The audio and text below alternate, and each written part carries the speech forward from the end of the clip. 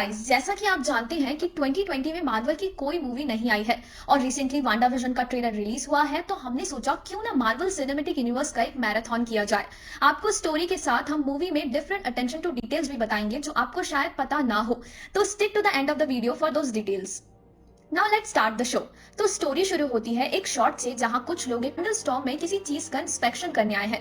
वहां जाकर उन्हें एक शिप दिखाई देता है। शिप के अंदर जाने के बाद वो उसकी तलाशी लेते हैं, तब उन्हें दिखता है कि एक रेड और ब्लू स्टार कलर की शील्ड वहां जमी हुई है।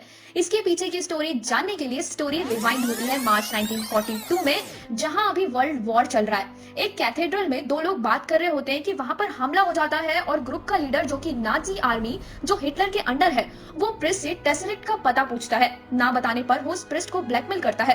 प्रिस्ट उसे टेसरेक्ट के बारे में बता देते हैं, जिसे पाने के बाद प्रिस्ट उसे वार्निंग देता है कि इसकी पावर किसी इंसान के लिए नहीं है और वो अगर इसे यूज करेगा तो वो जल जाएगा। बट वो उस प्रिस्ट को और उसके विलेज को मार देता है। तब हमें दिखता है सिंबल हाइड्रा का। कट टू यूएसए, जहां की आर्मी की लिस्टिंग चल रही होती है। स्टीव रॉजर्स जहां आर्मी में हिस्सा लेने के लिए आया है, बट उसकी बहुत सी बीमारियां और साइज को देखकर उसे चांस नहीं दिया जाता। आगे स्टीव एक थिएटर में मूवी देख रहा होता है, जहां बिफोर मूवी आर्मी के बारे में एड चल रही होती है। वहीं एक आदमी बार बार आर्मी को डिसरिस्पेक्ट करता है, बट स्टीव उसे बार बार टोकता है जब कोई कुछ नहीं बोल रहा होता है। नोटिस कि कैसे पूरा हॉल कुछ नहीं बोल रहा है, बट स्टीव में इतनी हिम्मत है कि वो गलत काम के खिलाफ आवाज उठाए।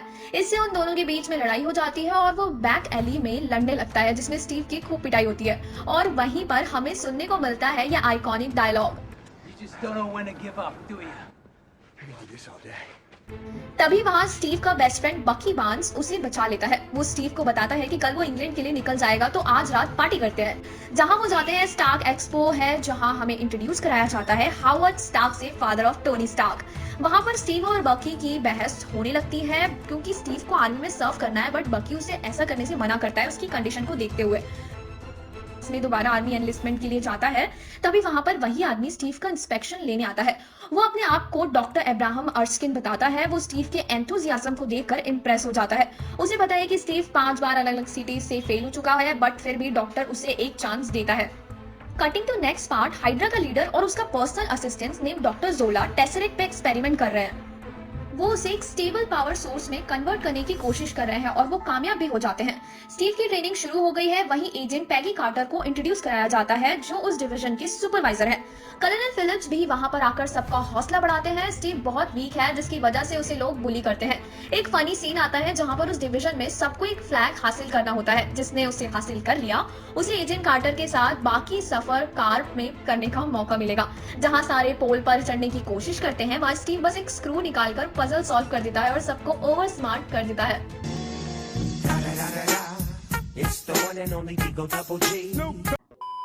नॉर्मल ट्रेनिंग में स्टीव अभी भी पीछे है। उसकी कैपेबिलिटीज को देखकर कर्नल डॉक्टर की चॉइसेस पे सवाल करते हैं। एपरेंटली वो एक सुपर सीक्रेट गवर्नमेंट प्रोजेक्ट पर काम कर रहे होते हैं। कर्नल ये बोलकर कि लड़ाइयां हिम्मत से जीती जाती हैं, एक ग्रेनेड रिक्रूट्स की तरफ फेंक देते हैं, एक्सपेक्टिंग कि उसका अपना फेवरेट डॉक्टर को इम्प्रेस करेगा। But Steve in an instant अपनी बॉडी को ग्रेनेड से कवर कर देता है। वो एक डमी ग्रेनेड था। उसके सेल्फनेस एक्ट को देखकर सब इम्प्रेस हो जाते हैं। वो फाइनली स्टीव को टेस्ट के लिए एक्सेप्ट कर लेते हैं। अगले सीन में स्टीव डॉक्टर से पूछता है कि मुझे क्यों चूज किया गया है। तब डॉक्टर उसे पूरी स्टोरी बताता है। अपेरेंटली जोहान श्मिट, जो हाइड्रा का लीडर है, उसे डॉक्टर के एक सुपर सीरम सोल्जर का फर्स्ट कैंडिडेट था। जोहान फैंटेसीज में बिलीव करने लगा था, जिस वजह से उसने टेसरेक्ट को खोजने का ऑब्सेशन बना लिया था। उसने वो सीरम अपने आप पर यूज कर लिया था। उसे सुपर स्ट्रेंथ तो मिल गई थी, बट सीरम पूरी तरह रेडी नहीं था। सीरम इंसान के अंदर की क्वालिटीज को एनहांस करता है। इन हिज वर्ड्स, अच्छा बेहतरीन बन जाता है और बुरा और भी खतरनाक। डॉक्टर बताते हैं कि इसीलिए उसने स्टीव को चूज किया है, क्योंकि लाइफ वीक था और उसे पावर की असली वैल्यू का पता है, जिससे वो दयावान भी बनेगा। डॉक्टर चाहते हैं कि वो एक परफेक्ट सोल्जर नहीं, बट एक परफेक्ट इंसान बने।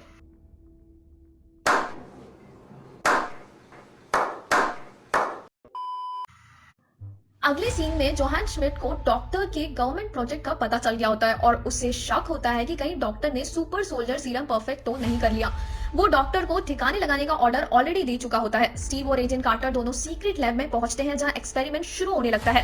हावर्ड स्टार्क भी इस एक्सपेरिमेंट का पार्ट है।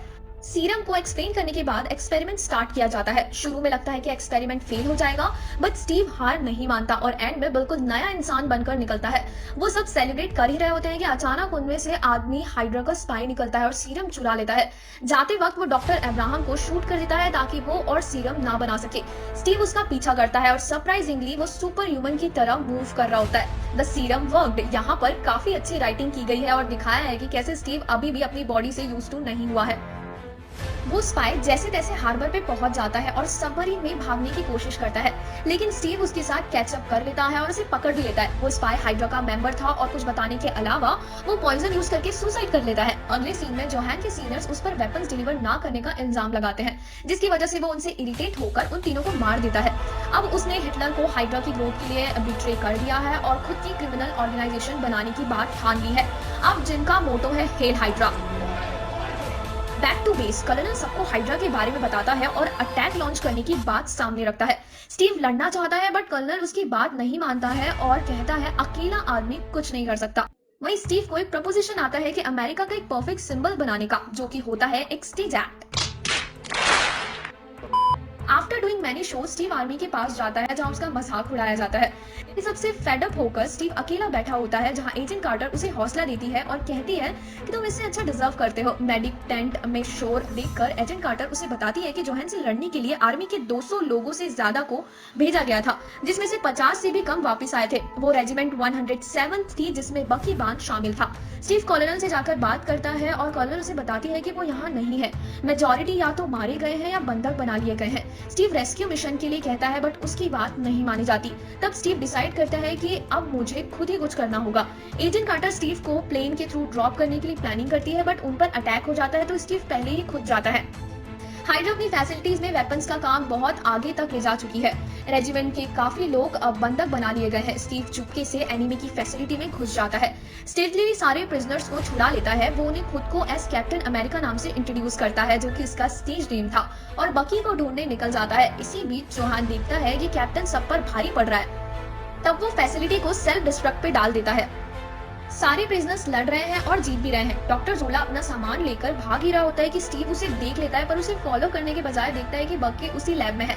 वहाँ उसकी नजर एक मैप पे पड़ती है जो हाइड्रा के बेसिस है। फाइनली जोहान और कैप्टन के बीच में फेस ऑफ होता है और दिखाई देता है कि जोहान बहुत पावरफुल है, बट डॉक्टर जोला एक लीवर खींचकर दोनों को अलग कर देते हैं। ये शॉट काफी अच्छी तरह से लिया गया है, जिसमें इनके फ्यूचर एनकाउंटर की टेंशन को मेंटेन किया गया है। बट जोहान वहाँ बताता है कि वो डॉक्टर अब्राहम का पहला एक्सपेरिमेंट है और वो पहले सक्सेसफुल वही था, और वो अपना मास्क हटाता है जहाँ उसकी रियल शक्ल सामने आती है, द एविल रेड स्कल। वो और उसका डॉक्टर वहाँ से भाग निकलते हैं। कैप्टन और बकी भी वहाँ से भागने में कामयाब हो जाते हैं। वहाँ आर्मी कैंप पे कैप्टन रॉजर्स को डेड अज्यूम कर लिया जाता है, बट वो अपने साथ बाकी के सोल्जर्स भी साथ में ले आता है। Such an iconic moment. इसी के साथ सारी आर्मी उसे रिस्पेक्ट देना शुरू कर देती है। आगे वो सब अपना नेक्स्ट मूव प्लान करते हैं। कैप्टन ने जो मैप देखा था उसकी डिटेल्स वो सबको बता देता है। कैप्टन बेसिस को अटैक करने के लिए खुद की टीम बनाता है। एजेंट कार्टर और कैप्टन का रिलेशनशिप भी इम्प्रूव हो रहा होता है, जहां वो कहती है वार खत्म होने के बाद वो डांस पर जाएगी, बस राइट पार्टनर की देरी है। Clearly she is interested in Steve. Howard Stark captain के हाइड्रा बेस से चुराए हुए बॉम्ब को टेस्ट करता है, जो कि बहुत अनस्टेबल है। कैप्टन को अब काफी फीमेल अटेंशन मिलने लगी है, जिससे एजेंट कार्टर जेलस फील करने लगी है। कैप्टन और हावर्ड इक्विपमेंट्स के बारे में बात करते हैं और वहीं पर कैप्टन को अपनी आइकॉनिक वाइब्रेनियम शील्ड मिलती है। वो एजेंट कार्टर से पूछता है what do you think, and she says yes, I think it works. तो क्या तकलीफ है भाई? क्या तकलीफ है इनको? Trust me, I will tell you why I included this clip at the end of the video.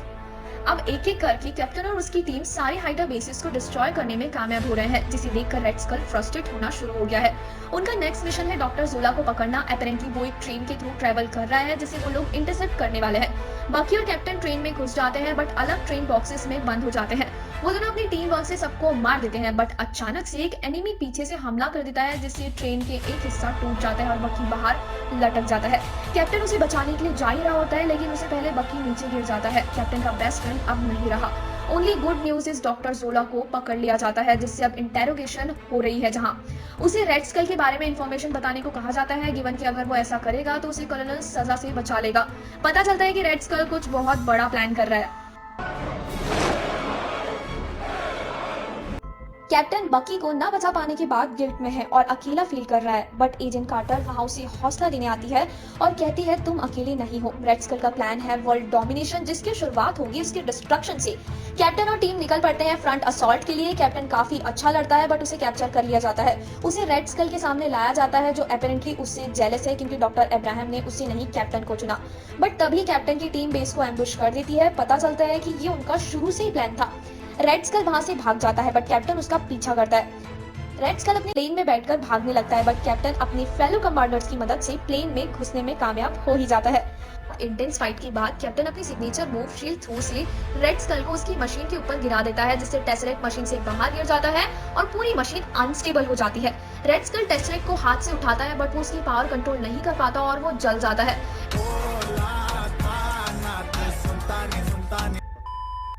Tesseract खुद ओशन में गिर जाता है। वो शिप न्यूयॉर्क की तरफ जा रही होती है और कैप्टन के पास इतना टाइम नहीं है कि वो वेट कर सके, तो वो डिसीजन लेता है कि उसे और जेड को पानी में डुबाना होगा। अगर वो ऐसा नहीं करता तो बहुत लोग मर जाएंगे। और एंड में कैप्टन एजेंट कार्टर से उनके डांस के प्रॉमिस के बारे में पूछता है और इसी के साथ एजेंट कार्टर के राइट पार्टनर की खोज बनकर रह जाती है। एंड क्रेडिट्स के बाद कुछ टाइम बाद कैप्टन की आंख खुलती है और वो खुद को एक कमरे में पाता है जहां अपनी सेंसेस से वो पता लगा लेता है कि कुछ तो गड़बड़ है। बाहर भागने के बाद उसे पता चलता है कि वो 70 साल से डीप स्लीप में था और यही मूवी खत्म होती है। स्पाइस थिंग्स अप गाइस, अब हम बात करेंगे कुछ ऐसी डिटेल्स की जो आपने शायद मूवी देखते हुए मिस कर दी होगी। मार्वल बहुत फेमस है अपनी कंटिन्यूटी बनाए रखने के लिए, तो हम इस मूवी के वही पॉइंट्स आपको बताएंगे। So starting from the beginning, आपने देखा होगा कि शुरुआत में रेड स्कल जिस प्रिस्ट के विलेज को तबाह करने का ऑर्डर देता है और अगले दिन स्टीव के साथ जो आदमी न्यूज़पेपर पढ़ता है उसमें लिखा होता है elite Nazi forces over a Norwegian town. मतलब कि जो क्राइम रेड स्कल कर चुका है वो अगले दिन रिपोर्ट हो चुका है, जो कि बहुत अच्छी अटेंशन टू डिटेल है जो काफी मूवीज ध्यान नहीं देती। नंबर सेकंड, जब रेड स्कल प्रेस से बात कर रहा होता है तो अगर आप उसकी शक्ल पे जूम करें तो आप पाएंगे कि उसके कान के नीचे स्ट्रेच मार्क्स हैं, जिसका मतलब है उसने शुरू से ही मास्क पहन रखा था। नंबर थर्ड, जब हाइड्रा सोल्जर शुरुआत में टॉम को सरकाने की कोशिश करते हैं तो वो नहीं कर पाते, बट रेड स्कल अकेले धक्का लगाकर उसे हटा देता है। इसका मतलब है कि उसके पास सुपर स्ट्रेंथ पहले से ही थी, जिसका मतलब है ये स्ट्रेंथ उसके सीरम को लेने के बाद की थी। नंबर फोर्थ, जब कॉलोनल फिलिप्स फेक ग्रेनेड फेंकते हैं तो अगर आप ध्यान दें तो देखेंगे कि एजेंट कार्टर भी ग्रेनेड पे कूदने वाली थी, बट स्टीव ने जंप पहले लगा ली। नंबर फिफ्थ, रेड स्कल ने अपना मास्क ऑलमोस्ट 1 आवर के बाद उतारा था, बट अगर मैं आपको कहूँ कि हमने इससे पहले ही देख लिया था तो एक्चुअली जब रेड स्कल अपनी पेंटिंग बनवा रहा होता है तो उसने मास्क नहीं पहना होता है, और बट जब डॉक्टर जोला आता है तो वो लाइट बंद कर देता है। अगर इसे हम स्लो करके देखें तो आप रेड स्कल की शक्ल देख पाएंगे। नंबर 6, क्या आप जानते हैं कि कैप्टन अमेरिका की डेट ऑफ बर्थ क्या है? नहीं, मुझे पता है। इट इज 4 जुलाई 1918, जब स्टीव बैक एली में पेट्रा होता है और बकी उसे जब बचा लेता है, उसके एनलिस्टमेंट फॉर्म पे उसकी डेट ऑफ बर्थ लिखी है। 4 जुलाई अमेरिका का इंडिपेंडेंस डे भी है। नंबर 7, कैप्टन अमेरिका की स्टेज की कॉस्ट्यूम एक्चुअली उसकी कॉमिक्स की कॉस्ट्यूम है। डायरेक्टर ने कॉमिक्स को ध्यान में रखते हुए इसे यहाँ इंक्लूड किया है। नंबर 8, जब कैप्टन अपनी स्टेज की लास्ट परफॉर्मेंस देता है तो अगर आप स्टेज को ध्यान से देखिए तो पूरी स्टेज कैप्टन की शील्ड की कलर जैसी है। यहीं से कैप्टन को अपनी शील्ड के कलर का आइडिया आया होगा। नंबर 9, द मोमेंट जब Steve first time agent Carter को शील्ड दिखाता है तो वो उस पर गोलियां चला देती है। ये रिलेवेंट क्यों है? क्योंकि आगे आप शील्ड को अगले शॉट्स में देखें तो आप पाएंगे कि जहां कार्टर ने शॉट्स फायर किए थे वहां का पेंट नहीं है। नंबर 10, रेड स्कल के टेसरेक्ट से बने हुए वेपन की शूटिंग साउंड आयरन मैन के मूवी के रिपल्सर ब्लास्ट के बिल्कुल जैसी है।